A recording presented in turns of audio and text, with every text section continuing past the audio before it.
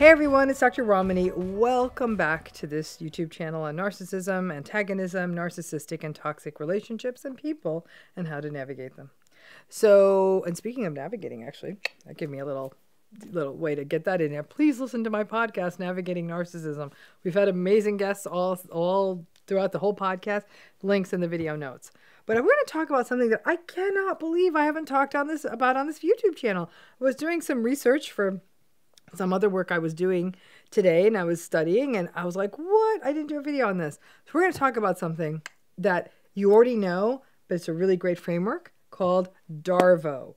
So let's talk about this. Some of you may have heard of DARVO. It's really a tool for understanding gaslighting, and it's a tool that you'll need when you try to hold a narcissistic person accountable for their behavior. And like I said, I can't believe I haven't done a video on this. It's so often top of mind, but more in sort of like the research type stuff I do. But like I said, I was doing some research for something else and was looking at DARVO. So I thought, well, this is going to be really useful to talk about on YouTube. So here we are. So DARVO is an acronym that captures the reaction of perpetrators. Frankly, I believe it captures the reaction of any narcissistic person when you attempt to hold them accountable for their behavior. Now, this acronym, DARVO, it stands for denial, attack, reversing victim and offender. Okay? Denial, attack, reversing victim and offender. DARVO. Got it? It's a good thing to know. Now, this acronym was developed through the work of someone named Dr. Jennifer Freed, who is a psychologist and scholar who does really, I find it incredibly compelling research on perpetration and betrayal. We'll put her website in the video notes for those of you who might want to do a deeper dive into her science and scholarship, because it's really quite great. But I want you to sit with that whole DARVO acronym for a minute, because that's it, right? You try to hold a narcissistic person accountable, and this is what happens every single time. It's a really clear laying out of the gaslighting dynamic. So really what DARVO does is it really captures gaslighting in a really solid way. So let's lay this out as an example, right? You go up to a narcissistic person in your life and you let them know that they've done something wrong, and you directly address that with them. So the first step, you know this, they're going to deny it. I never did that. I never said that. That never happened. This is every antagonistic person ever, right? They always deny. It's always a convenient first play for them. It buys some time. They may think you don't have evidence. Hell, they'll even deny if you have evidence. And if you do have evidence, or they really did do it, picture, video, something else, but they know they did it, they won't comment on the evidence. They're going to go right to attack. Now, the attack can involve the dismantling of the other person. Well, of course, I guess this is what I get from a paranoid person like you. Like, when are you going into therapy? Or maybe you need a new shrink since you are as crazy as ever. And then the attack could also happen in other ways. It may not just be a dismantling of you, but they may do things like threaten to sue you or give you these sorts of threats like, you better watch out. I know people.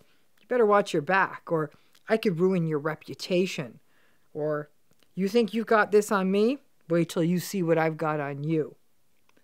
The attack phase is exhausting, can even be frightening. And frankly, unless you're a fighter yourself, even if you initially put up the fight, they never get exhausted. So over time, the fight may go out of view. And most of us are conflict averse. So after one or two of these attack episodes, most people will not only relent, they'll often just not bring things up. But the attack part of this is really unsettling and really scary. This is, for example, where you may have concerns that things you may have shared with them in confidence, they could tell those to other people, and it could hurt other people if they shared it. If it's work or business, you may be concerned that even if their lawsuit is unfounded, that the cost of having to hire someone to defend against it and spend the time on it and the disruption of it can be, again, time-consuming, but also unsettling. You may also get somewhat concerned for your safety. But this whole DARVO thing, they're clever. At the face of it, they say something that is not directly threatening. They don't say, I'm going to come get you. But they learn to create a sense of menace, and you don't feel safe. And let's face it, in the internet world we live in, nobody cares about what's true. They just read a defamatory post. And even if you do come behind it and address it and make it known it's untrue, the harm may be done. Now, interestingly, after the attack, these folks, narcissistic folks, they release tension. They almost feel better. And after feeling they got the upper hand and they sort of dominated you, they will then actually come down a bit. And that's when they'll engage in the final part of this process. They reverse the victim and offender roles. Now, all phases of this whole DARVO process are awful, but this is particularly awful. They will then shift to painting themselves as the victim and you as the attacker or the problem. And this is where they'll start to talk about things like witch hunts and everyone is out to get them and you or nobody else ever wanted them to succeed and everyone wants them to fail and people are always trying to bring them down and people always try to bring down people who are telling the truth and you had more power than me and you used that power to hurt me, to hurt my business. Yep, they turn themselves into the victim.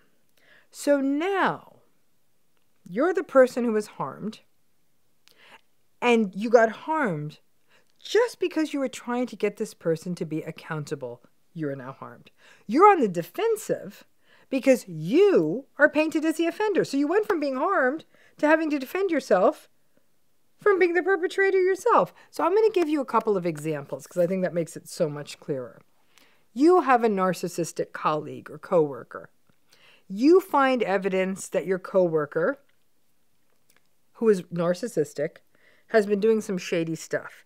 You finally find the email showing them that they are taking credit for your work and other team members' work, and that's affecting things like commissions or bonuses or advancement, something like that. You then confront them. Initially, you say, hey, we can see that you're actually taking credit for our work, and you're actually getting the monthly bonuses for that. And they'll say, no, I'm not. What the hell? I'd never do that. I'm the most fair person in this place. I'm like so ethical. Then you show them the emails. You want to continue the conversation. Now we go into attack mode. Now you face down like, are you kidding me? You better watch out. I could bring you down in this industry just like that. I can make you look insane. I will ensure that everyone in this whole industry never does business with you again. And I'm also going to HR. I have those texts you sent me about the administrative team. I always had your back. I never shared this stuff, but I guess you want to play this game? You better watch out. So now you're thinking, was it even worth it? Now you've got a whole new world of problems, right? Now you have to deal with all the stuff that they're threatening to do when all you were trying to do is achieve some level of equitability. Then, now, reverse victim offender, they paint themselves as the victim and you as the offender. Everyone, I am filming that I'm being harassed. Everyone, I want everyone to see I'm being harassed. This is a hostile workplace. They will say, I knew people were insecure about me being on this team. I knew that. I told the truth. And all of you were uncomfortable. I knew that. None of you could hang with that. I can't believe that people are coming for me like this. It has always felt like everyone around me has always had it out for me. Now I know it's true. Lather, rinse, repeat. That's the DARVO in the workplace. Now, this comes up. Let's give another DARVO example. It could come up when you confront a cheating narcissistic partner. Comes up every time somebody confronts someone in that situation. You might come up to a partner and say, hey, yeah, listen, I just was told by the folks you work with that you're spending a lot of time with that new manager on your team, and you didn't tell me that they were coming with you on that trip to New York. And then, listen, people saw you two holding hands when you were at an after party. Like, what the hell is going on? So something like that, you talk to your partner. Obviously, they're going to deny No, I didn't. Obviously not. I don't shit where I eat. That's not me. You're just threatened because they're attractive. We've been here before. I don't even notice. I don't do that. Deny, deny, deny. Then you show them a picture that someone shared with you from that night. A little grainy, but clearly they were holding hands. Then we get the attack and the victim offender reversal, right? Oh my gosh, this relationship with you is a nightmare. Honestly, if I did do something, I would have had the right to do it. You never support me. You never encourage me. And you waste all our damn time and money on therapy and your stupid medications. That therapy seems to just be making you more paranoid. And let me tell you, don't push me. You don't want to see what I would do to you in a divorce. You would be sorry. You keep bringing this nonsense up. You have it real good here. Don't mess it up for yourself. Don't mess it up for the kids. Your family's always said that you're too needy. Wait till I share this story with them. Okay, so you see a lot of that attacking and even that they're the victim. Things like, you need me to be the bad one so you can be the hero of the household, right? It's always me working late. It's always me having to travel endlessly, dealing with the stress of this job. I do all of this so you can just keep sniping at me for more time together when I already spend way more than anyone else I know is spending with their partner. I can't believe you're coming at me like this again. Who the hell do you think makes this damned life possible for all of you? Okay, reversal, a victim, and offender. DARVO is pernicious. The last part, the reversing of roles and making themselves the victim when they have so clearly done wrong, is the gaslighting main event. Because initially, if you don't know it is happening and you start getting caught in defending all the nonsense they're throwing at you, we've always supported you, I don't spend that much money, I am grateful for our life together, you can see how it falls apart. You're now in a role of having to defend yourself. You didn't do anything wrong. You just wanted accountability. Now, this DARVO model was developed by Dr. Freed to understand all kinds of perpetrators, and it fits in interpersonal relationships and even folks who are famous and in the media, world leaders. Anyone who does bad things, denies them, attacks the people who calls them out, and then flips the script so they are the victim. Look at any one of these kinds of big legal cases that are adjudicated and how ended up sentenced. Things like Keith Raniere, Elizabeth Holmes, Harvey Weinstein. Deny, attack, reverse victim and offender. It's what antagonistic folks do.